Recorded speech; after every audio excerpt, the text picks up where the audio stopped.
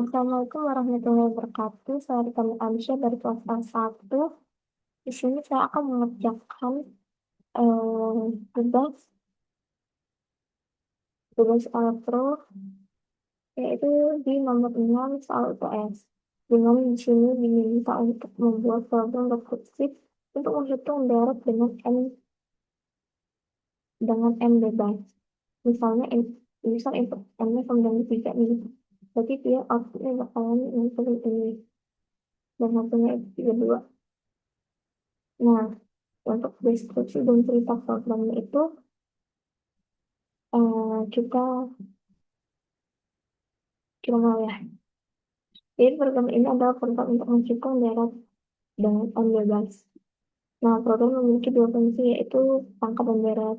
Fungsi pangkat digunakan untuk menghitung hasil perpangkatan suatu bilangan secara rekursif. Dengan jika pangkat bernilai 0, maka hasilnya 1, dan jika tidak, maka bilangan dikalikan dengan hasil penambahan fungsi pangkat dengan nilai pangkat dikurangi 1.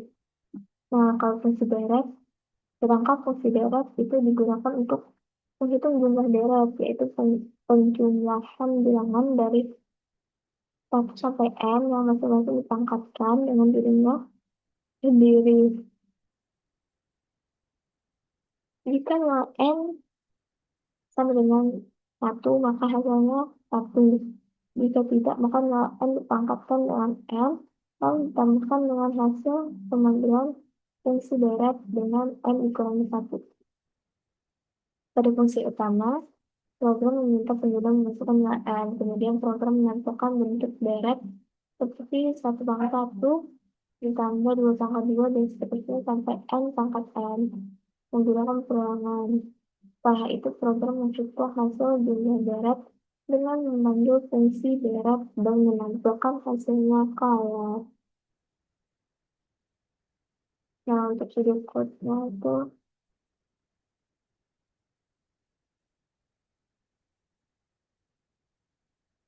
ini yang pertama ini untuk inline-nya dulu. Kita deklarasi variabel n sama i integer, lalu terus kita input n, lalu untuk i sama dengan 1 to n, maka dia bakalan nyetak i pangkat i. Lalu dia masuk ke cek kondisi apakah itu jika i kurang dari n, maka dia nyetak tanda plus. Dan kita akhiri si jika karena kita cetak sama dengan yang berasal dari deret n. Lalu selesai. Nah, untuk sudut code dari function pangkat itu kita deklarasi a b itu integer, dan di sini dia masuk ke kondisi jika b sama dengan 0, maka pangkat diisi sama 1. Nah, kalau kita lanjutkan berarti pangkat diisi sama a dikali pangkat a koma b min 1. Nah, untuk function yang deret yaitu kita deklarasi n itu integer, terus jika n sama dengan 1 berarti deret diisi 1. Kalau enggak berarti deret diisi dengan pangkat n sama n ditambah deret n min 1. Nah, ini untuk flowchart-nya. Ini untuk yang fungsi main-nya itu kita start input n terus menampung Fibonacci layar. Nah, untuk kita ngeliat apa aja yang dicetak di samping Fibonacci itu, kita pakai perulangan untuk kita dengan 1 to n 1 dia bakal nyetak di pangkat ini. Lalu dia cek kondisi apakah ini kurang dari n. Kalau iya dia bakal nyetak plus, kalau salah dia bakal langsung i plus plus. Nah, setelah dia nyetak plus ini dia juga bakal tetap i plus plus. Lalu dia bakal ngecek lagi kondisi i sama dengan 1 to n min 1. Kalau misalnya terpenuhi dia bakal lanjut ke i pangkat i lagi. Kalau misalnya udah nggak terpenuhi dia bakal nampilin dia akan nyetak sama dengan terus deret n. Lalu program selesai. Nah, untuk fungsi yang pangkat itu kita pakai start, lalu kita cek kondisi apakah D sama dengan 96, kalau misalnya iya dia berarti pangkatnya sama dengan 1.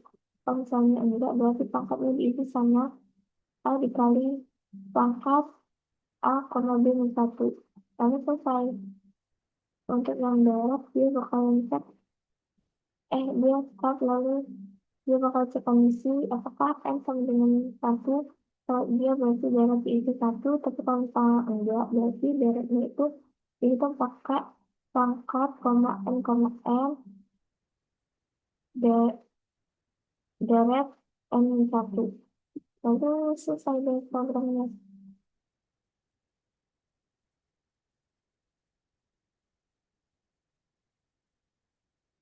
Nah, untuk program CPP-nya itu ini,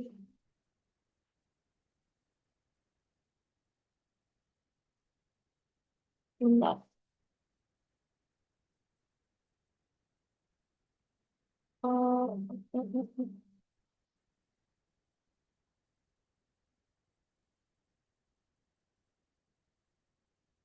ini kita,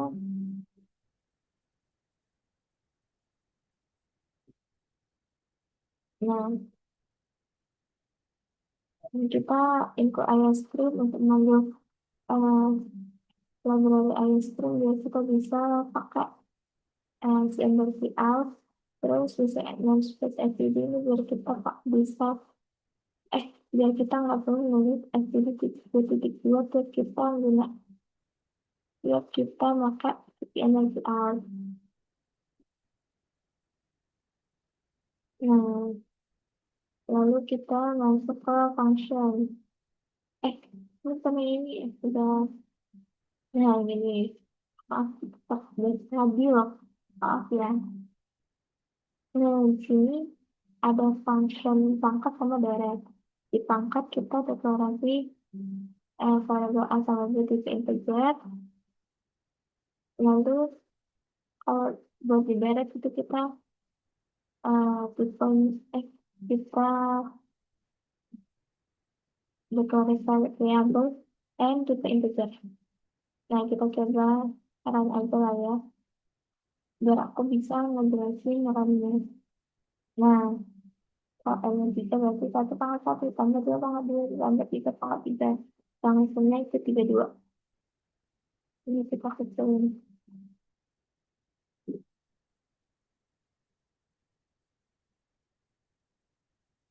Nah, terus biasa kita mulai program, lalu kita input n 3, yaitu 3. Jadi kita masuk ke for. Kita, kita masuk pertama. Nah, ini I sama dengan 1. Kita ngecek apa 1 kurang dari sama dengan 3. Iya, berarti kita nyetak 1 pangkat 1 kaya. Lalu apakah 1 kurang dari 3? Iya, berarti kita cetak tambah plus ini kalau terus itu plus ini sekarang 2. Nah, apakah 2 kurang dari 9 3? Iya, berarti kita cetak 2 pangkat 2 kaya. Terus berarti lagi kondisi apakah 2 kurang dari 3? Kalau misalnya iya, berarti kita cetak lagi sih plus kaya. Terus sekarang 3. Apakah 3 kurang dari 9 3? Iya. Terus jadi kita cetak 3 pangkat 3 ini kaya. Nah, apakah 3 kurang dari 3? Enggak, berarti kita letaknya sama dengan, bentar. Nah, terus kita itu kan. Eh, sekarang, berarti kita, berarti kayak ini tadi kita nggak nyetak terus lagi kan. Nah, terus lanjut kita itu plus. Sekarang saat, apakah untuk kurang dari sama dengan 3? Enggak, berarti kita keluar dari keterangan per ini. Per yang ini. Eh, nah, lalu kita cetak sama dengan kaya. Nah, di sini kalau kita cetak sama dengan dia manggil deret. Nah, berarti kita masuk ke function. Nah, di sini kita masuk memanggil deret 3. Masuk kita ke deret 3, terus kita masuk ke if. Apakah 3 sama dengan 1? Enggak. Berarti kita masuk ke else. Nah, di else ini, eh, yang ini kan, if. Berarti pangkat 3,3 tambah deret ke 2. Nah, pangkat 3,3 itu kita eksekusi lagi. Oke. Nah, dia ngecek apakah 3 sama dengan 0, dia masuk ke sini kan? Enggak, berarti dia ngitung yang ini. Dia ngitung yang ini, eh, yaitu 3 dikali pangkat 3,2. Nah, pangkat 3,2 ini pecah lagi, yaitu 3 dikali pangkat 3,1. Pangkat 3,1 pecah lagi, yaitu 3 dikali pangkat 3,0. Nah, di pangkat 3,0 ini, dia memenuhi yang ini kan, berarti diisi sama 1. Nah, jadilah 3 dikali 1 ini kepunyaan dari si pangkat 3,1. Terus, eh, hasilnya 3 kan. Nah, berarti 3 kali 3 hasilnya 9. 9 ini kepunyaan dari si pangkat 3,2. Berarti pangkat 3,2 itu sekarang 9. Berarti 3 kali 9. Yaitu hasilnya 27 dari pangkat 3,3. Nah, udah kita udah dapet pangkat. Eh, berarti darat ketiga sekarang itu isinya 27 kan. Lanjut kita panggil darat 2. Nah, di darat 2 nih, kita masuk ke if. Apakah 2 sama dengan 1? Enggak. Jadi masuk ke operator ini kan.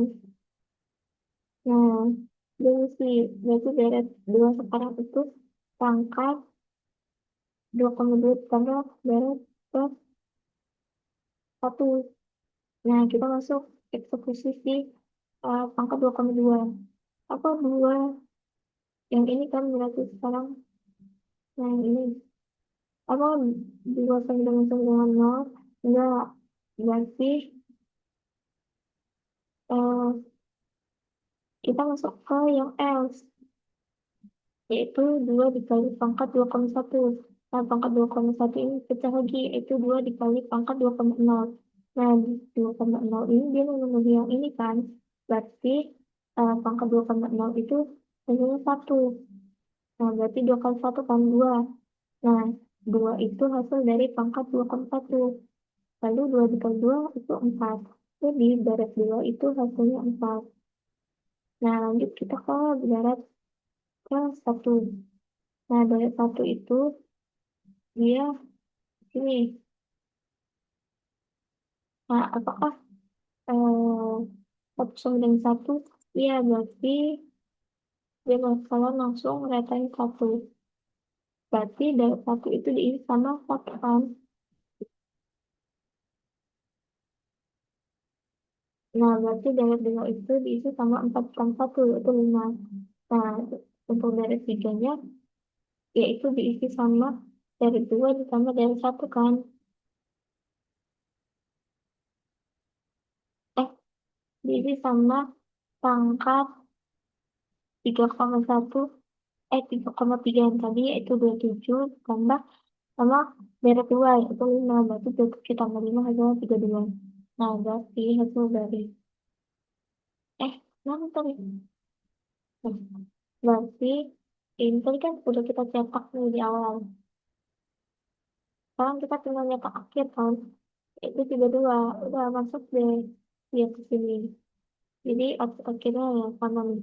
1 pangkat 1 tambah 2 pangkat 2 tambah 3 pangkat 3 sama dengan 32. Lalu program pun selesai. Lanjut, itu saja penjelasan saya mengenai tugas nomor 6 dari soal UTS ini. Saya mohon maaf apabila ada kesalahan dan kekeliruan dalam menjelaskan.